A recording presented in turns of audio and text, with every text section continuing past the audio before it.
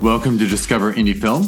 I'm Jeff Howard, and I am excited to have Rick Ives with me. Hey, Rick.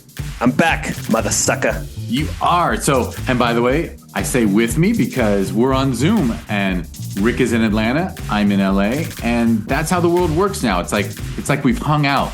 I still feel so close I could give you a hug, though. Isn't it so weird? Yeah, it's like there's something weird about the Zoom experience. Like we've been making eye contact for a while. It's quite romantic. But anyhow, the good news is you can do it with way more people than you before, right? An interview like this would take 2 or 3 hours because you got to drive there, you get set up, chit chat. Yeah, some people. I mean, I love it when someone comes, like, is in the area and comes in person and sits down across from me. But you know what's funny about that is I always tell them, get your mouth close to that mic. And a lot of times they start drifting back. Oh, yeah. And you can tell. And I want to, like, you can hear like, it. Come back. You're going to sound echoey. There's 2 microphones in this room. But what are you going to do? That's audio nerd complaint. All right. So if you want to learn all about Rick and his film Solid Rock Trust, you should listen to the podcast before this one. This podcast, Rick is going to answer the Discover Indie Form. Look at me saying my own podcast wrong. The Discover Indie Film 4 questions, which are: name 3 favorite films, name an underrated film, name an overrated film, and name a lesser-known film for people to seek out. And people should check out your film. There will be a clickable link in the show notes, and they should actually just go straight to Tubi and type in the word solid. I bet somewhere around rock it might autocomplete, right? Because you might by be the way, right. I didn't compliment you on that, but I love the title. Oh, thank you so much. It's kind of a play on words. And yeah, it totally is. And besides the cleverness of it, there's the originality of it. You know, I wanted something. Friends. I'm so tired of films that I have to type in and it's like a generic word, and either 10 things pop up that are already named that, or it's like a word that is out there. I can't find what movie this is because this word is like a popular No, word anyway. it's impossible. Everybody, before they make a film, they should look it up on IMDb and see how many films have that title already. Yep. And when you Google that word, what's going to come up? Not just movie-wise, but anything. Yeah, you don't want to be lost. You don't want to be a drop in the bucket on something like that. If you're doing a Hercules movie, maybe don't title it Hercules, because there's a million things out there about Hercules already. Oh my God, that's not even... Look, I'll just share my number one pet peeve, which is if I had $1 for every film that was submitted to one of the film festivals in the last couple years titled Ride Share. Ride Share. Oh, yeah. Everyone's like, I got a Ride Share movie. No one's thought of this. I'm like, oh yes, my they God. have. I would have like $30. Oh, man. I could. It's just Ride Share. See, you're just going to get... I could take the kid out for a burger just with the Ride Share, $1 for every Ride Share movie. And the worst thing is they're creative films. Like some are comedies, some are horror, some are this, some are that. And I'm like, dude, you need an original title. You need to stand out. So separate yourself. So we've now discussed Solid Rock Trust a little bit about the title. People should check it out. But you want to just jump in with your answers for... Yeah, cool. You're also going to find out a little bit about me because I just found out about myself writing these answers down and realizing these are all horror and sci-fi movies.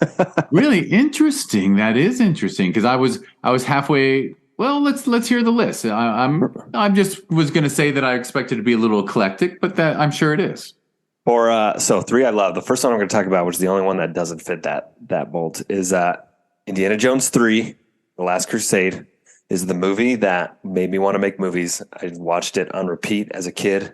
I know every beat by heart. I love it. It's funny. It's scary. It's action. It's got some supernatural elements. It's got some family drama. It's just great all around. All right. I apologize for my ignorance. Is that the one with Sean Connery? Yeah, Sean Connery. Okay, yeah. That one definitely, bringing in Connery, bringing in the dad, that definitely kicked it up a notch, right? It's great. I'm excited for number 5. Because number 4, not so great. I'm already hearing 4 reviews for this one, so we'll see. We'll see what happens. Maybe I need to curb my expectations. By the way, was that your first indie movie that you got to see as a kid, or did you start with the first one? And you know what? I think the third one was the first one I ever saw. We had them all on tape, VHS tape, and I think that was the one. I didn't realize, that there were others until later. The nice thing is they stand alone perfectly, like it's a perfect serial, right? It's yeah, totally. Yeah, it's not the continuing story at all. Second one is going to be a little horror movie called The Descent. You heard of The Descent? That's the mining shaft. That's the It's a cave movie. cave one. Yeah. Yeah, it's like five women who go in a cave. It's one of the scariest movies ever. It's so claustrophobic. If you're afraid of tight spaces, you want to stay far away from this movie because it's scary. And it goes into some places maybe not expecting. And it's got a great human story to it that's universal. And I just love that one. I love caves and I love cave movies. And every time a cave movie comes up, I'm like watching this one and they're never great. But The Descent is the good one. Except for The Descent. I have heard it's very good. Yeah. Okay. Number 3. This is the movie. It's not even a movie. It's like high art. This is like looking at the David. You know what I mean? This is 2001 Space Odyssey. Everyone's watched it. Everyone hates it because it's 3 hours long. There's no plot. There's no main character. Barely any dialogue for some sections. It for sure is one of the greatest achievements of all time. Yeah, and to me it is. It took me probably 3 or 4 watches before I started to really appreciate what it was. And now it's like, man, this is the like, it's not even a movie. You can't even call it that. It's art. Did you see it in high school age-ish? Yeah, I read the book before I ever saw the movie in high school. I was into sci-fi books. So I read the whole series when I was in 8th grade. So my understanding is Arthur C. Clarke, wasn't it? They made the film and then he started writing the books? It was kind of at the same time. Yeah. Yeah. Obviously, this is way after it all came out because I was 8th grade in like 1999. Saw the movie, hated it. It's long, it's boring. Watched it again later. Little more appreciative of it. Third time through, I was like, hold on. This is incredible. Fourth time through, I was just in tears like for 3 hours. Oh, this is human achievement on the screen in front of you. It is. I've never seen it on a big screen. I hope to do like a 4K sometime. I know they tour that around, like an IMAX version or a 4K version. No, when a couple years ago was the 50th anniversary, I think, and it had a theatrical run again. Yeah, but it was hard to catch. It was actually, it'd be like a weekend here and a weekend there. Like that's what I mean. Is they like take it around, so you have to like be on the lookout for it. It's in a big city. It's on my top 3. It's one of my top 3 most of the time. We get along well. Yeah, that film is just beautiful, incredible. It's incredible. You have to understand what you're getting into. You know, you have to know what's happening before it happens. I don't think you can appreciate that one on a first watch. Maybe you need to understand it. You have to know like what the whole story is before you can understand why you're spending 25 minutes with apes grunting. The opening sequence is, I guess, the most dated. Yeah. I mean, the outer space stuff did not age. It's still it still looks so good because it's real. Yeah, it's perfect. Miniatures. But yeah, obviously the level of costuming and stuff when they shot it. But I don't know. It doesn't bother me. But I guess that's because because you know it because you know what I've been with it for 40 years. Yeah. Okay, underrated. Back to a horror movie. Insidious. You ever seen the first Insidious? I have. There's the 15-year-old I keep mentioning. 2-3 years ago, she came home from a sleepover party and announced that she only liked horror films because they watched a horror film. So I've watched nothing but horror with this kid for the last 3 years. That's wonderful. Insidious is great. Okay, there's another one coming out this year. It's a fourth one, right? Or third? I think it's a fifth. I think there's number 5. Maybe number 6. I can't remember now. I watched this movie. I watched this movie by myself in my apartment with the lights off. And I was so scared I didn't move out from under the blanket for the whole movie. And I couldn't stop thinking about it for weeks. Like I was scared to get up and go to the bathroom at night. I'm a grown man, afraid to go to the bathroom because some of the stuff they did in that movie. That's my favorite kind of horror is like a PG-13. We're not just going to show you blood and guts and shock you. It's going to be like, this is going to get under your skin and really scare you with the tone. That's what I love about it. For sure. And that was, and just so well acted. Actually, I love the acting. Well acted, totally creative. The netherworld, the visuals. Yeah, you've never like seen this kind of thing before, and they had a lot of. I mean, you call them jump scares because that's the effect, is it's making you jump and be scared, but they're not doing it in the way that you've seen before. They came up with kind of new ways to bring something onto the screen that you weren't expecting, which I really appreciated. Yeah, no, I really appreciate that. That is, and you're calling it underrated because people. I don't know if people respect that. People see it as just a good horror film, but it's not like, they always name like Hereditary or something. Yeah. It's or you go back to the 80s, you're like, no, it's Friday the 13th. And it's, Freddy Krueger, all those are the real horror movies. But okay. Is that another James Wan one? Yes, that's James Wan. Yeah. God, he's a genius. He really is. And that's like a great low budget movie. I think that movie was $2 million. There's nothing to it. I mean, so much of that is just the tone and the story that they wrote. Oh, the scariest part about that movie is usually you're afraid of haunted houses because whatever's happening there is happening, except I'm in the seat on the couch like, dude, move out of that house. Just leave the house. But nobody ever does. Except in this movie, they do. They're like, we're moving a third of the way in. Except it's not the house that's haunted, Jeff. It's the person that's haunted. I swear to God, when a film is so well made like that, I mean, we don't have to worry about spoilers. Once demon is in that woman, mm-hmm. all of a sudden I find her so scary. Yeah, totally. She's so freaking scary. It's still just I'm so scared for them being in that room with her. And I believe, is it not? Oh no, she just killed the woman. No, it's him who gets possessed by the demon. Yeah, that's right. Oh, so scary. I know the one.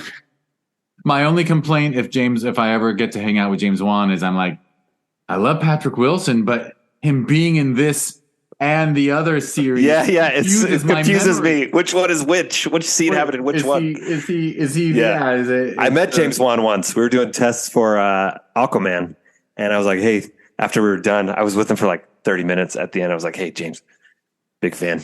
Just love being here. And he was like, oh, thanks. I think he's Australian or something like that. He's got an accent. Maybe he's English. He just said thanks. Shook my hand. I said, yes. Yeah. Good. All right. Well, question 3 is fun because it's overrated. Okay. Overrated movie. Don't rake me over the coals for this one. You wanted my opinion on an overrated movie, and that's Blade Runner, the original.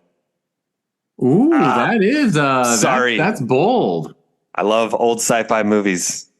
I can't do that one. I watched it later in life, and I think the reason people like that movie so much is because they were with it from the beginning. But dude, when you watch the director's cut first, this is the problem with Blade Runner.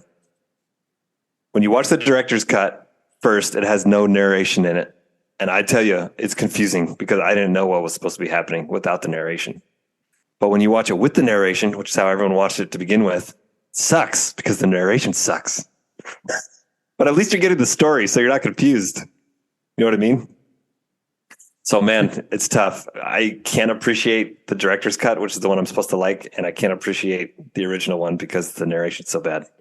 That's interesting. There was one. I have a funny comment to add to that, which is when I happened to be in college in the 80s, they released an unapproved recut. Mm-hmm. Ridley didn't there was like a third version. And that was the best version I ever saw because they kind of cleaned up.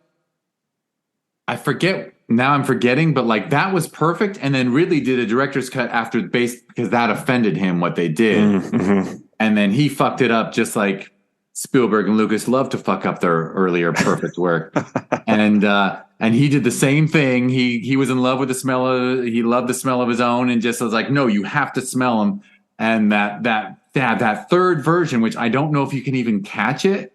Uh-huh. I assume Ridley told the studio to bury it. It might be on a DVD somewhere. Yeah, or different versions. You could torrent it if you could somehow find it. But that one version I thought was the best thing. Interesting version I ever saw. Now, 2049, the Blade Runner sequel, love. Love, love, love. It's so You're the second younger person I've met who liked that. I couldn't get through that. Oh, you couldn't. Villeneuve, is that his name? Yeah. Might be my favorite director working right now. He's just incredible. Oh, yeah. I believe it's French. It's Denis Villeneuve. Denis, yeah. And then Denis. loved Blade. Not Blade, sorry. Loved Dune. The only bad thing about Dune was it wasn't 3 more hours, but we're getting it this year, and I'm going to be there. Well, I'm blanking on his Alien Contact film. What was the one with Amy? Oh, yeah, Arrival. Arrival. Loved it. That might have been my favorite movie of the decade that year that came out. It was crazy. I think that film's underrated. All right, so Blade Runner's your overrated. That's interesting. So underrated. I haven't seen Blade Runner start to finish. I think the new one. No, the original. I probably haven't seen it for 30 years. Oh yeah. The question is, will it hold up? And if I see 2049 again, will I stop hating it? Because I walked out of 2049 with a group of sci-fi nerd friends, and I stood in the theater lobby and said, "Let's go to Denny's, man, because we got to discuss that." And I kept saying, and they liked it, and I didn't. I'm like, just get me to like it. I want to discuss it. And then I just loved so much of the visual stuff. I poisoned everyone at that table. Oh no! I convinced that all my problems with the film, they all agreed were like, okay, fine, you're right, it sucked. So I kind of got to see it again.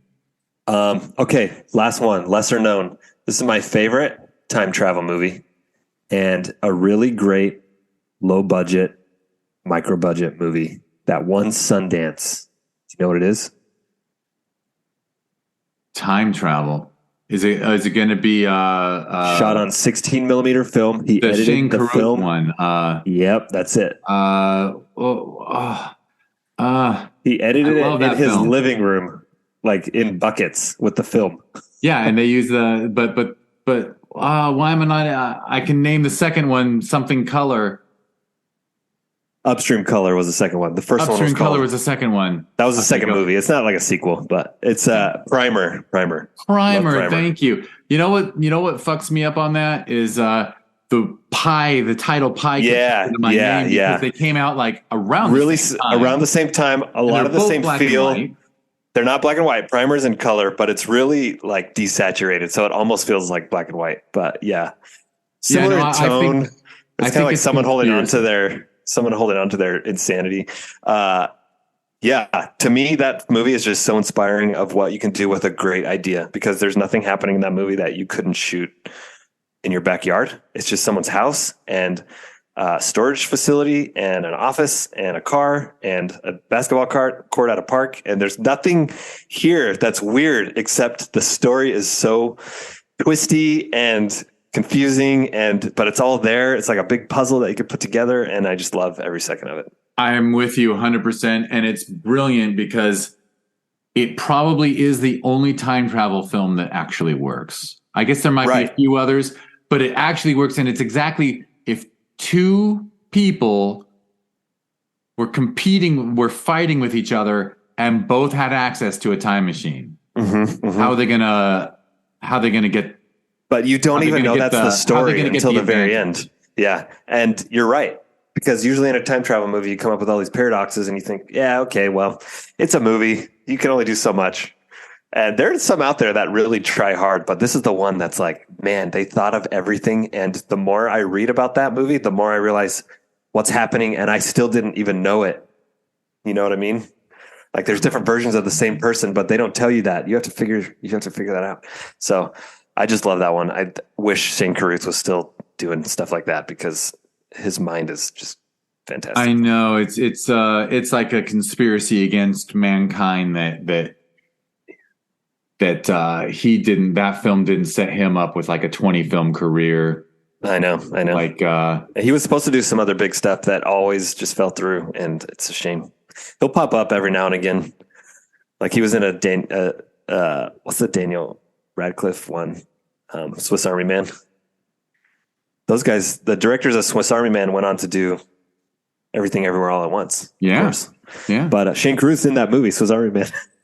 Wait a second. What are you doing here? I didn't know he's in it. I don't even remember that. He's the cop at the end. He is? So that was just their nod to a brilliant guy.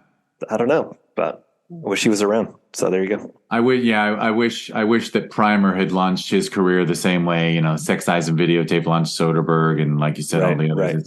Yeah, maybe he's just too brilliant. He gets in a meeting with Hollywood people, and instead of kissing we're not going to do that. Like, you know what? I want to make a good film, not your film. Yeah, you might be right. And they say, no, we're not going to play that game. Because wasn't he an engineer like in Austin or something? I think so. Yeah. So he has an engineer's mind. So he's like, well, I don't need a film career to feed my kids. Yeah. Or he's making enough off Primer because that was lesser known, but probably well enough known that it's still making money, I bet. You know, my brag before we close out is going to be that I got to see what is now called Film Independent, used to be called Independent Feature Project. It was like a indie film group in LA that does the Independent Spirit Awards. So I got to go to a screening of Primer where Shane Carruth did a Q&A afterwards, pre-release, like a little that's so cool. screening he did for the LA indie film community. And I was like, this guy's going to be huge. Making me jealous. Yeah. Well, you would have had to be born 30 years earlier. 2004. I remember when that movie came out because I wanted to see it so badly. But I was living in Arizona with my grandparents, and in 2004 there's no way to watch Sundance movies unless they released on DVD. They didn't come to your town. You just heard about them or read about them. Like, dang, I got to see this, and I didn't see it for years later. But yeah, it's true. It's true. Yeah, geez. I wonder what the hell's going on with Primer. Obviously, he went with a distributor, but all right. Well. Jeff, it's been fun. List. Thanks for having me back. This is great. I have to say, excellent list. Now I definitely have to watch The Descent because I appreciate watch it with your daughter. If she hasn't seen it, it will scare the poop out of you. She hasn't. I'm pretty sure she hasn't, and that's. I love when she's freaking home now because of course high school now she's like values her friends more than us. Oh, the worst. You know. But I get ready. You know, you take care of kids for a long time, and then it's really nice when they have friends and they're like, give you a break. I hung out with you because I had no choice. I think that's kind of what every teenager comes to realize. Yeah. But then in her 30s, she'll realize, oh my God, my stepdad ran film festivals. He was a rad dude. So anyway, I will get us out of here. So what am I supposed to say? Do you want to name, or we'll just do a clickable link? Oh, yeah. Just like Primer, low budget movie with big ideas. Go watch mine, Solid Rock Trust.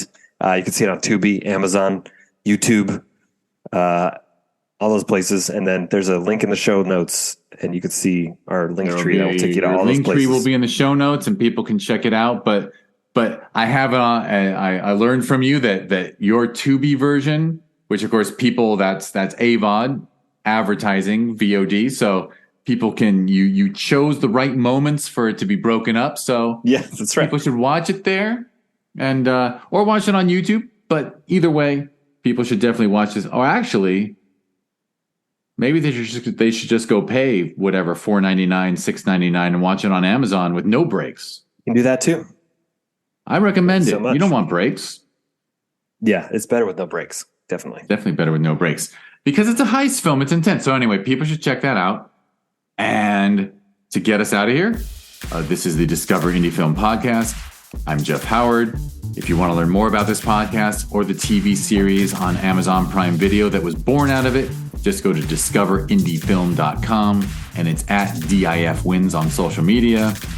I got into this podcasting crap because I program 2 film festivals, and it just meeting filmmakers at the film festivals. I wanted them to have a platform where they could just talk a little longer. So if you want to learn about the Sherman Oaks Film Festival, it's every November, and it's ShermanOaksFF.com and at ShermanOaksFF on social media. The other one that's in June, which is at this moment going to be in 3 weeks. Oh my God, I just shat a brick. But that's FilmInvasionLA.com, and it's at FilmInvasionLA on social media. And the last thing to mention is TVHi. If you go to watchtvhi.com or at watchtvhi on social media, you learn about a streaming service that is great indie films that you don't need substances to enjoy cinema and certainly be responsible. I often say on this podcast, I got friends in recovery. Don't take drugs lightly. But if you do use marijuana in a place where it's legal and it doesn't have a negative effect on your life and you like watching movies and TV shows when you're high, go to watchtvhi.com. All right. That's all I need to say. Thank you so much, Jeff. Talk to you again Rick. soon. And thank you, everyone, for listening.